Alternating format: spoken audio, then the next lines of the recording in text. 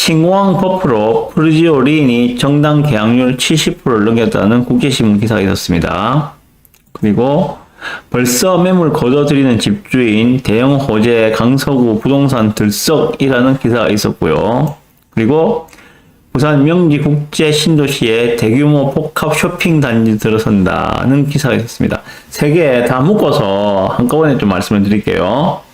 신공항을 저번 주에 집중적으로 말씀드렸는데 29년 12월까지 무조건 개항해라 라는 대통령 지시가 있었고 그게 맞춰서 건립 계획을 다 짰습니다. 그래서 50몇 개월, 근 5년 가까이를 계획보다 당겨가지고 지금 신공항을 29년 12월까지 완성을 한다라는 로드맵을 가지고 발표를 했습니다. 그러다 보니까는 브리조린의 가장 최근에 분양한 에코델타 브리조린의 정당 계약률이 70%를 넘겼다라는 기사입니다. 886세대 중에서 계약률 70%를 넘겨서 선전하고 있다. 그래서 완판 행진에 끝까지 관심을 가진다. 라고 하고 있는데요. 전문가들은 가덕 신공항 발표가 호재를 작용했다.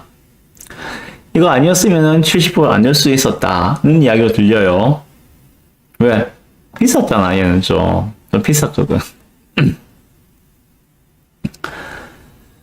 비교적 저렴한 분양가로 완판을 이어가는 부산 에코델타시티가 다시 한번 선전했다는 평가다라고 하고 있는데, 이건 좀 비싸가지고, 앞에 강서자이보다 얘가 한 7, 8천 원 더 비싸잖아요, 그죠? 그러면은 강서자의 재매장이 풀린다면은, 최소한 7, 8천 원 붙는다는 이야기 아닙니까? 어쨌든, 가덕 신공항 발표가 나서, 브리조린이 계약률이 확 올라갔다는 기사가 있습니다. 그리고,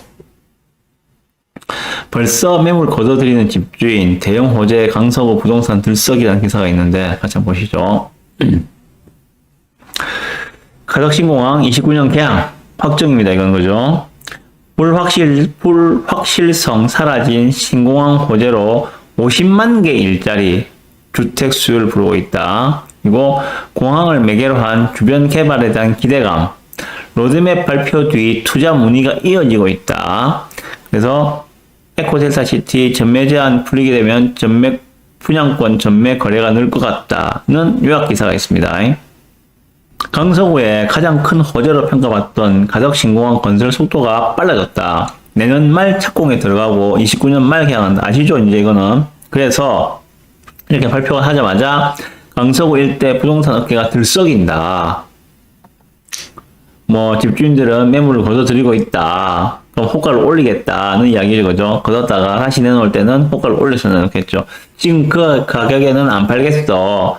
조금 있다가 분위기 보고 좀 더 올려서 내놓을래. 그 이야기죠. 부동산 시장에서는 막연한 호재와 구체화된 호재에 대한 반응이 확연히 다르다. 예전부터 가덕 신공항 건설이 언제쯤 될까, 안 되는 거 아닌가 하고 지켜보는 투자자들이 내년에 당장 공사에 들어간다고 하니 서둘러 투자에 나서는 것 같다. 그 말은 맞죠, 그죠? 한다고 말만 하다가 이제 실제로 로드맵 발표되고 내년 되면 이제 삽을 뜬대. 그러면 투자자들이 관심을 가지는 건 당연하겠죠. 그러다가 실제로 삽을 뜨면은 또 투자자들이 더 관심을 가지겠지. 국책 사업의 경우 투입된 예산 규모도 매우 크지만 얼마였습니까? 가덕 신공항에 들어가는 국비가 14조입니다. 14조. 일자리 창출 등으로 향후 부동산 시장에도 긍정적인 영향을 끼친다. 그래서 본격화되면 가덕 신공항은 50만 개의 일자리가 생긴다. 당연히 이들이 살 곳이 필요해지는데 그 직접적인 수혜지로 명지 국제 신도시 에코델타시티가 있는 강서구 꼽힌 당연하겠죠. 바로 옆에 있으니까. 바로 옆은 아니다 그래도 바로 옆은 아니고 명지 국제에서 가덕 신공항까지 가려면 얼마 걸릴까요? 그래도 한 20분 가야 될 건데 차 좀 밀리면 또 더 걸리고 그래도 한 20분 가야 돼요 차로.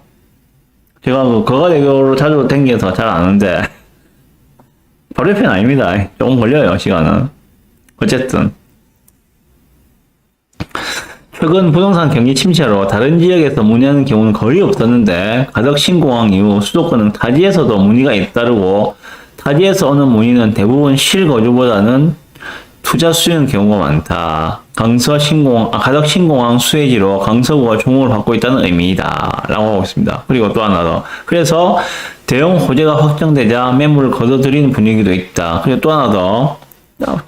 앞에서 보신 지난 7일날 대규모 복합 쇼핑 단지가 명지에 들어선다는 발표가 나온 뒤 일주일 만에 또 호재가 이렇게 가덕신공항 로드맵이 확정되는 발표가 나왔다. 지금 두 가지 호재가 같이 나온 거예요, 그죠? 그래서 이사, 대출, 상환 등 급히 처분하는 경우를 제외하면 매도를 희망했던 집주인이 매물을 거둬들인다라고 하고 있습니다. 명지 국제 신도시에 대규모 복합 쇼핑 단지가 들어선다라고 합니다. 명지 국제 신도시 내 백화점이 포함된 대규모 복합 쇼핑 단지 건립과 관련된 건축위원회 심의를 완료하고 절차를 진행 중이다라고 하고 있습니다. 위치는 어디냐? 명지 더샵 3단지 바로 그 밑에 그렇죠, 그죠? 소개해 드릴게요. 자. 부지는 약 10만 스퀘어, 그러면 한 3만 평 정도 되겠죠, 그죠? 3만 평 정도 되는 부지에 판매시설, 백화점, 그리고 근린생활시설, 그리고 숙박시설로 구성된 40층짜리 규모의 대규모 복합 쇼핑센터 단지를 건립한다는 내용이다. 라고 하고 있습니다. 쇼핑센터 위치가 어딘가면요.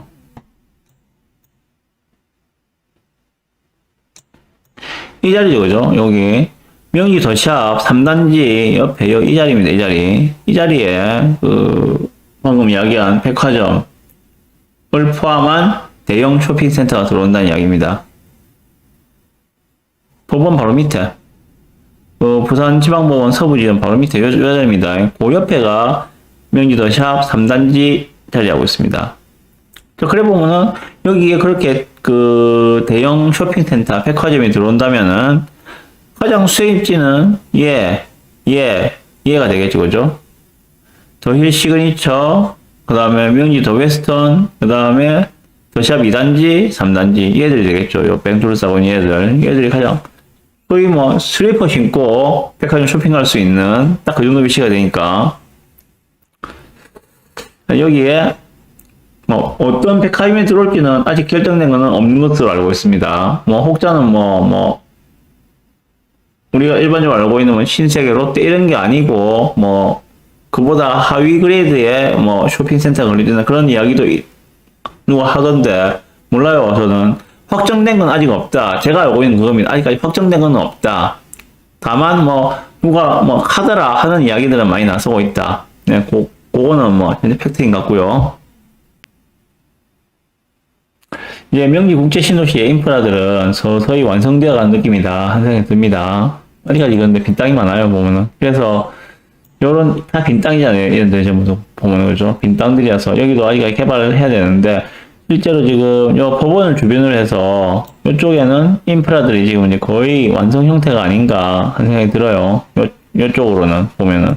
거의 신도시 분위기가 물씬 나거든요, 보면은. 예, 요쪽 라인들은 지금, 상권들로 제법 발달해 있고, 좋더라고요, 보니까는. 그리고 여기에다가 강서선하고 하단 녹선선까지 완공되면은 교통 인프라도 매우 우수해진다 하는 생각이 듭니다. 아직까지 갈 길 멀죠. 다 되려면은. 그래서 명지 국제를 보건데 얘가 이렇게 되기 위해서 지금 10년이 걸렸잖아요. 실제로 명지 국제 아파트들이 들어온 게 2011년, 2012년 이전부터 이제 들어오기 시작했으니까 지금 딱 10년이 걸렸어요. 현재 인프라가 완성되는데.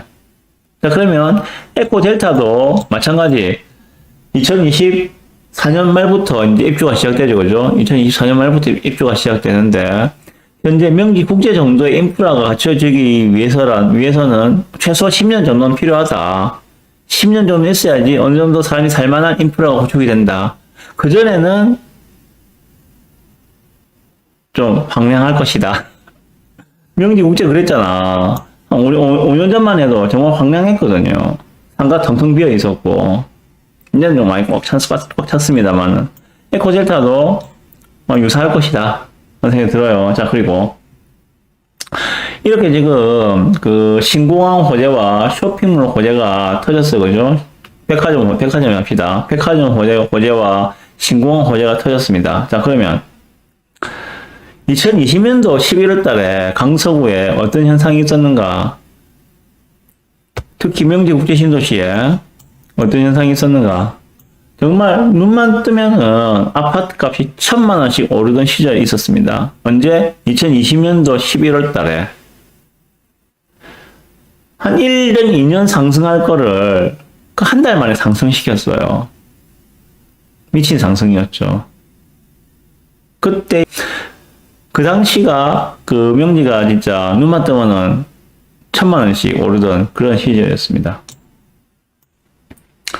그러다 보니까 필연적으로 오버슈팅이 나올 수밖에 없죠. 오버슈팅이 나왔습니다. 그래서 그 더샵 3단지가 그때 9억이 넘었었거든요. 보이시죠, 그죠? 2021년 8월에 지금 9억 500까지 갔었어요. 지금 거래되는 게 아직도 6억 초반대죠, 그죠? 6억 초반 중반이면 살 수 있습니다. 엄청나게 그때 올랐었거든요. 그래서, 자, 이렇게 급등을 하게 되면은, 어떻게 되느냐. 필연적으로 오버슈팅이 나오고, 그럼 부동산이 항상 상승기만 있는 게 아니잖아. 하락기도 있잖아. 하락기에는 당연히 언더슈팅이 나오게 돼 있어요. 그래서, 급등과 급락은 사실은 같은 뜻의 단어라고 보시면 됩니다. 그래서 급등이나 이런 거 없이 평균보다 조금 더 오르는 게 저는 가장 좋은 상승이다라고 생각을 합니다. 그래서 이번에 이렇게 신공항이 이제 로드맵이 확정되고 뭐 쇼핑 백화점으로 들어오고 한 이런 호재가 막 터졌을 때 여기에 분명히 집값이 반응을 할 거예요. 그냥 가만히 있지는 않을 겁니다. 그런데 제가 오늘 방송 서두에 벚꽃을 말씀드렸잖아요. 벚꽃이 아무리 이뻐도 옆에 조명이 햇빛이 따뜻하게 비춰주거나 아니면 뭐 멋진 조명이 비춰줘야지 그 아름다움을 더 빛을 발한다. 미래 가치가 아주 우수한 것은 분명합니다. 특히 에코델타 같은 경우에는 여기 일자리가 같이 들어오잖아요. 그죠? 일자리가 같이 들어오기 때문에 미래 가치가 우수한 것은 많습니다. 분명합니다. 그런데 좀 이런 걸 갖다가 공항이나 백화점을 매개를 해가지고 좀 오버슈팅하는 급등하는 일이 좀 안 나왔으면 좋겠다. 그렇게 되면은 분명히 누군가는 급등을 하게 잡은 누군가는 피해를 봐요. 항상 상승할 수만 없잖아. 에코델타 완성되기 위해서 10년이 걸릴 거예요. 어차피 2030년까지 입주가 계속 들어올 거니까. 자, 결론적으로 정리해 봅시다.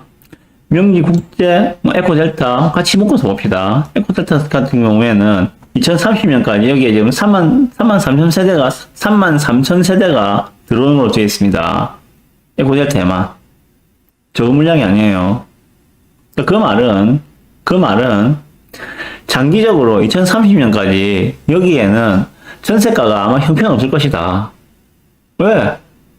2024년 말부터 25년부터 거의 한 6,000세대, 5,000세대 평균적으로 1년에 5,000세대, 6,000세대씩 입주가 들어와요. 그걸 어떻게 다 소화할 건가? 투자 수요도 분명히 있겠죠. 실수요도 있겠지만은 투자 수요도 있을 거예요. 여기에 1년 평균 5,000세대, 6,000세대가 들어온다면은 그걸 다 소화할 수 있을까? 전세가는 정말 하염없이 떨어질 겁니다. 2030년까지. 왜 계속 들어오니까, 입주가. 전세가가 그렇게 하염없이 떨어지는데, 매매가가 나홀로 고공행진을 할 수 있을까? 예를 들어서, 강서자이, 예를 들어, 강서자이 빠른 거 말고, 저 뒤에 있는 거, 이번에 앞으로 분양한다는 대성 베르힐, 얘도 한 3년 뒤에는 입주하겠죠. 26년도 입주를 봅시다. 이제 분양할 거니까 4월 달에. 그러면 얘 같은 경우에는 이제 분양이 막 터지고 있는 중간에 이제 입주가 막 터지고 있는 중간에 입주를 하는 거니까 강서제부터 시작해갖고 이제 입주가 막 들어오자는 거죠. 대성 베르리 같은 경우에는 그 중간에 이제 입주를 하게 되는데 얘죠, 그죠? 대성 베르힐. 얘 전세가 예를 들어서 한 2억이다. 저는 이거까지도 충분히 떨어진다고 생각합니다. 얘가 전세가 2억이다. 그럼 매매가가 예를 들어서 뭐 이때 거래되는 게 한 7억 정도 한다 칩시다. 더 올라갈 수 있을까요? 2억만 주면은 최소한 2030년까지 최소한의 주거 비용으로 살 수가 있는데 뭐 7억을 주고 살까요? 투자자는 못 들어오겠죠. 갭이 너무 크니까 뭐 4억, 5억을 들여야 되는데 내 돈을 그 돈을 들여서 여기에 투자를 한다? 투자자는 안 들어오겠지. 그래서 제가 드리는 말씀이 에코델타에는 실거주 하실 분들만 청약을 하셔라 라고 누누이 말씀을 드렸던 이유도 그런 겁니다. 전세가가 안 받쳐주면은 매매가 혼자 지 혼자 고공행진을 할 수가 없거든요. 그 급등이 나올 수가 없어요. 암만 신공항 2029년 조기 개항이 나온다 하더라도, 암만 대형 백화점이 들어온다 하더라도 그렇게 공공행진을 할 수가 없습니다. 그래서 드리는 말씀입니다. 그래서 어쨌든 장기적으로 봤을 때는 2030년까지 33,000세대가 들어온다는 이야기는 주요 인프라가 어마어마하게 좋아진다는 이야기와 동일합니다. 일자리도 같이 들어옵니다. 에코델타의 미래는 정말 밝습니다. 인정합니다. 그렇지만 그때까지 입주 물량이 1년 평균 6천 세대씩 들어오기 때문에 전세가는 힘을 못 쓸 것이다. 따라서 매매가도 그렇게 크게 급등할 가능성은 별로 없지 않겠는가 하는 게 제 생각입니다. 들어가서 버티시면 돼. 실거주하실 분들은 들어가서 근처에 직장 다니시면서 2030년까지 실거주 하시라고요. 2025년부터 2030년까지 실거주 하시면은 그 뒤부터는 충분히 보상을 받으실 거라 생각을 합니다. 아마 그때쯤 되면은 안 나오기 싫을 거예요. 왜? 이제는 그때는 인프라가 어느 정도 갖춰져 있고 모든 게 다 있기 때문에 그 안에 그때는 아마 나오기 싫을 거야. 이렇게 말씀드리고 싶습니다. 제 생각입니다. 아니라고 반론을 하시면은 그분 말씀도 맞아요.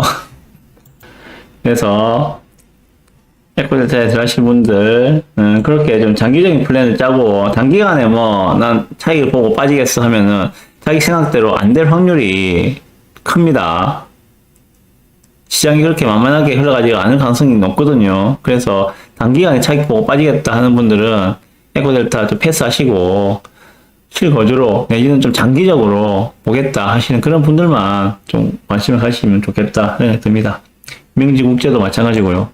에코델타가 완성되면은 명지국제에 계신 분들이 많이 올라갈 거예요. 에코델타로. 왜? 이전에 여기 오션시티에 있던 분들이 명지국제 되면서 다 올라갔잖아요. 그죠? 마찬가지 현상이 에코델타 완성되면은 명지국제에서 일로 올라갈 겁니다. 여기는 이미 이제 지금만 해도 이제 10년이 다 돼 가잖아요.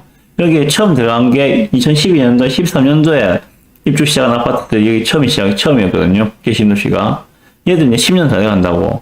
그러면은 일로 올라가겠지, 이제. 마찬가지 현상이 벌어집니다, 여기도. 네.